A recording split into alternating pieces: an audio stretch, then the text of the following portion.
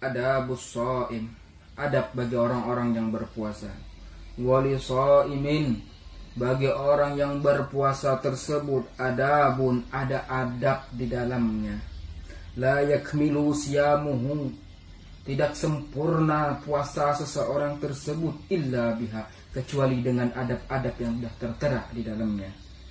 Famin ahammiha, dan daripada yang penting-pentingnya adab tersebut adalah ayah pada lisanah, bahwasanya seseorang tersebut harus menjaga lisannya, lidahnya, anil kadibi, daripada berbohong.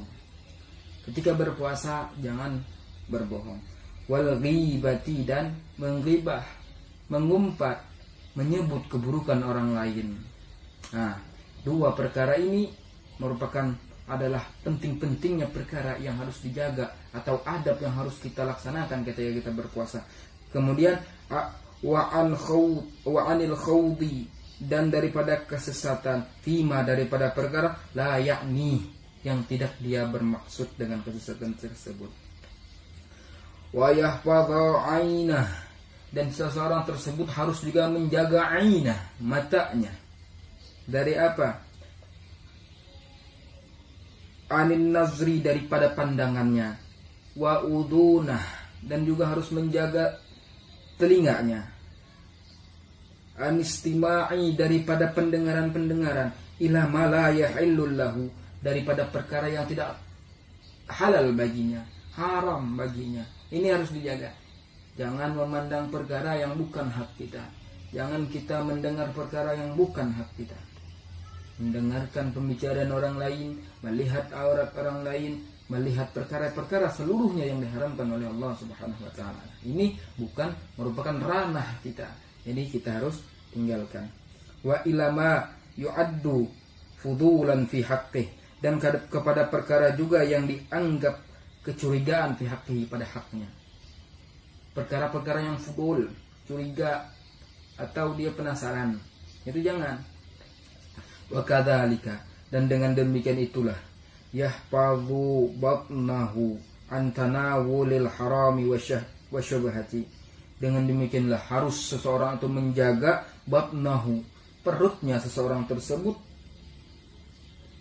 an tanawulil haram, daripada memakan makanan yang haram, wa syubhati, dan perkara yang syubhat. Nah ini hati-hati. Wa khususan indal iftar, terlebih-lebih ketika hendak berpuasa, ketika berbuka puasa.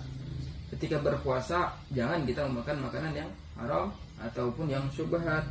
Yajtahidu jiddan, benar-benar harus dikuatkan.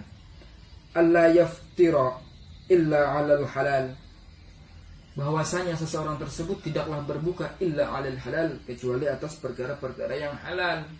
Jangan membuka perkara yang haram. Nah ini hati-hati, kita terjerumus dalam perkara yang syubhat, terlebih-lebih yang haram. Syubhat saja sudah dilarang untuk kita berbuka dengannya, apalagi yang haram. Qala ba'dus salaf, sebagian ulama salaf berkata, idza sumta, kalau seandainya engkau berpuasa, kata para ulama, fanzur ala aisyai'in tuftir, maka pandanglah, pikirkan dulu begitu. Ala aisyai'in tuftir, kau berbuka pakai perkara yang apa? Apakah halal ataupun haram? Nah ini yang harus kita utamakan. Ini merupakan adab-adab kita berpuasa. Jangan kita terpengaruh dengan perkara-perkara yang haram. Wa indaman tuftir, dan juga lihat-lihat andaman tuftir, di samping siapa engkau berbuka. Orang alimkah, pemabukkah, atau bagaimana? Kalau orang alim, alhamdulillah, insyaallah halal. Kalau seandainya di sisi pemabuk, di sisi pencuri, penjudi, nah kita khawatirkan berbuka dari perkara yang haram.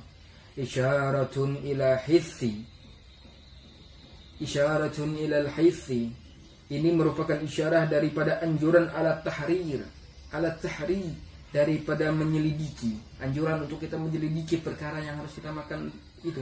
Wal ihtiyat, dan kehati-hatian, fima, daripada perkara yuftiru alaih, seseorang berbuka kepadanya. Wa kadzalika, dan begitu juga apa, yahfadhu shaima jami'a, yahfadhu shaimu, harus menjaga seseorang yang berpuasa tersebut jami'a jawarihi, seluruh anggota badannya harus dijaga. Apapun itu, tangan, kaki, mata, lisan dan sebagainya itu harus dijaga. An malabisatil atham, daripada pakaian-pakaian dosa, pakaian-pakaian yang tercela. Apa saja dosa-dosa yang sesuatu perkara yang bisa menimbulkan sesuatu dosa, nah ini harus kita jaga. Tsumma anil fudul, kemudian daripada perkara-perkara yang fudul, penasaran ataupun merupakan perkara yang ini merasakan kecurigaan, nah itu harus kita tinggalkan. Fabidzalika, maka dengan demikian itu yatimu saumuhu, maka akan sempurnalah puasanya seseorang tersebut. Wa yazku, dan bersihlah hatinya, bersih, puasanya murni begitu di sisi Allah Subhanahu wa taala. Wa kam min shaimin, berapa banyak daripada orang yang berpuasa, yat'ibu nafsah, mencapekkan, melelahkan dirinya, bil ju'i, dengan lapar, wal 'ashi, dan dengan rasa haus.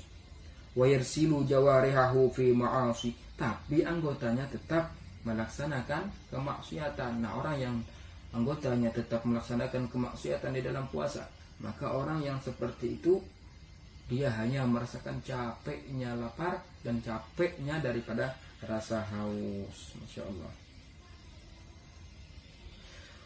Kama qala alaihi salatu wassalam, Rasul sallallahu alaihi wasallam bersabda, kam min shaimin, berapa banyak kata Rasul daripada orang-orang yang berpuasa tersebut, laisa lahu min syamihi illal ju' wal 'atash, tidak dapat apa-apa daripada puasanya tersebut, illal ju', kecuali rasa lapar, wal 'atshi, dan rasa haus. Masya Allah. Wal 'atshu, haus.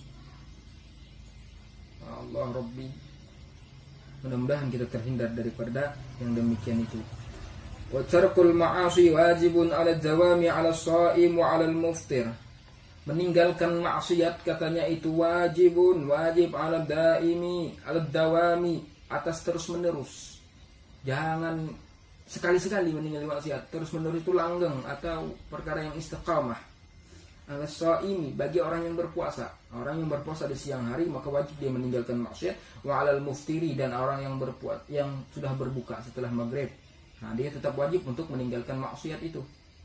Dari awal puasa sampai akhir harus wajib dia, bukan harus wajib untuk meninggalkan kemaksiatan itu sendiri.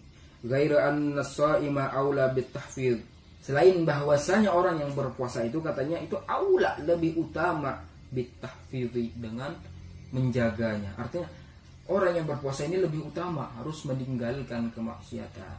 Berarti intinya tak ada toleransi, baik di segi apapun dan kapanpun, siang dan malam, waktunya sebagaimanapun, tempatnya apapun, harus meninggalkan kemaksiatan. Wa min adamis shaim, wa min adabis shaim, dan daripada adab-adab orang yang berpuasa juga, alla yaksiran nauma bin nahar, dia tidak boleh memperbanyak tidur di siang harinya. Agar apa? Ada nanti di depan. Ada. Jangan kita perbanyak tidur. Wala yaksiral akla billail, dan juga orang tersebut tidak memperbanyak makan billail, ketika sahurnya di malam hari itu jangan kita perbanyak. Agar apa? Wal yaksid fi dzalik, dan hendaknya dia menyederhanakan fi dzalik, pada demikian itu makannya disederhanakan, tidurnya disederhanakan, artinya secukupnya saja. Nah, hatta yajidu massal ju'i wal 'atshi, katanya, sehingga orang yang makannya sedikit, tidurnya sedikit tadi itu yajidu, dia mendapatkan masal ju', sentuhan rasa lapar, wal 'atshi, dan sentuhan rasa haus, agar merasakan bagaimana sih berpuasa itu capeknya, biar kita bisa merasakan bagaimana sulitnya saudara-saudara kita yang kadang sehari 2 hari tidak mendapatkan makanan. Ini salah satu hikmah puasa.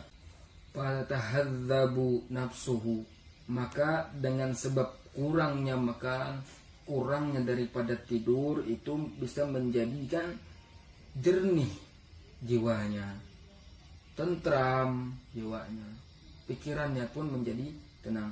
Wa tad'afu syahwatuh, dan menjadi lemahlah syahwatnya, keinginan-keinginannya yang berlebihan, yang dulunya seperti ini, dengan sebab dia berpuasa, kurangi makan, kurangi daripada minum, dan mendapatkan sentuhan daripada rasa lapar dan rasa haus tersebut, sehingga menjadi kuranglah syahwatnya. Wa yastaniru qalbuh, dan menjadi bercahaya hatinya, sebab puasa itu maksiat ditinggalkan, amalan terus dikerjakan, dan juga rasakan bagaimana rasanya lapar ketika berpuasa. Rasakan bagaimana rasanya sentuhan lapar dan haus di diri kita, dan kita niatkan untuk Allah, maka insya Allah kita akan mendapatkan hati yang bercahaya. Wa dzalika sirrus shaum wal maqsuduh. Demikian itu adalah merupakan sirrus shaum, rahasia puasa. Nah, rahasianya puasa adalah membuat hati bercahaya, pikiran, jiwa kita menjadi tentram, dan juga syahwat kita menjadi lemah. Wa maqsuduh, dan maksud untuk berpuasa itu seperti demikian. Ta'ala bisawab.